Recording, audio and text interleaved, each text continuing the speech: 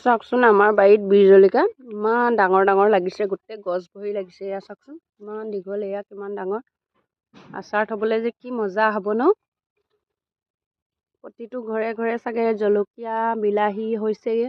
আমাৰ ঘৰতো এয়া এজোপা একদম নতুন গছ দেই, এবাৰ প্ৰথম হৈছে আৰু ভৰি ভৰি লাগিছে, ডাল ভৰি ভৰি বীৰ জলকীয়া।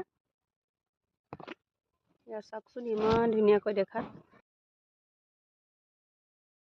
আমাৰ ঘৰত মানিমুনি বাৰীত, আৰু এইফালে কোনে কোনে ভাল পায় জনাবচোন। মচুন্দৰী, গোটেই মচুন্দৰী ইয়াত মই দি থৈছিলোঁ, অকণ হৈ আছে আৰু অলপ অলপ খাব পৰা যায় চাটনি, আৰু এনেই মাছৰ লগত জোল বনাই বেটাহঁতক খুৱাওঁ, ব্ৰেইনৰ কাৰণে ভাল হয়, ব্ৰেইন ডেভেলপ হয়। আৰু সৰু সৰু মানিমুনিটো খুৱাব লাগে।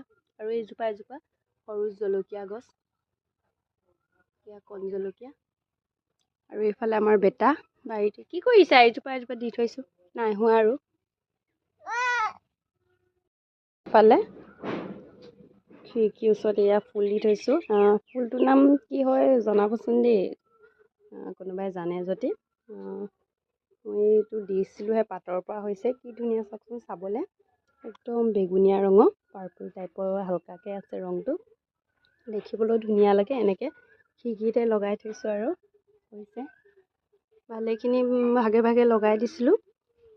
আৰু পাতটো পেলাই দিলেও হয় কোমল মাটিত, আৰু কক'পিটটো দি দিছোঁ ইয়াত, এনেকৈ ধুনীয়াকৈ ওলাইছে দেই।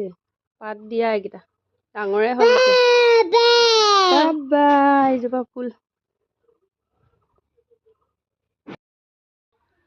এইয়া আমাৰ ভীমকলৰ গছ, ঘৰৰ বাৰীৰ পৰা একদম টিঙৰ পৰা কিমান ওখ, সেয়া দুজোপা ভীমকল দেই, ঘৰতে ৰোৱা।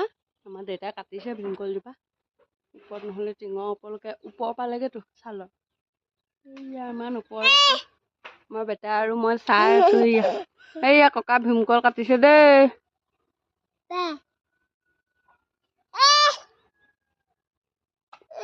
এইয়া ককা কাটিছে আকৌ ভীমকল। কল খাবা, কল হয় নাই?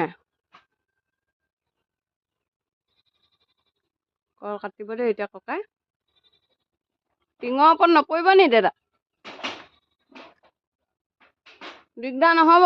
দুটা মানুহ হ'লে ধৰিবলৈ কেনেকৈ কাটিব বাৰু তাত ইমান ওপৰত?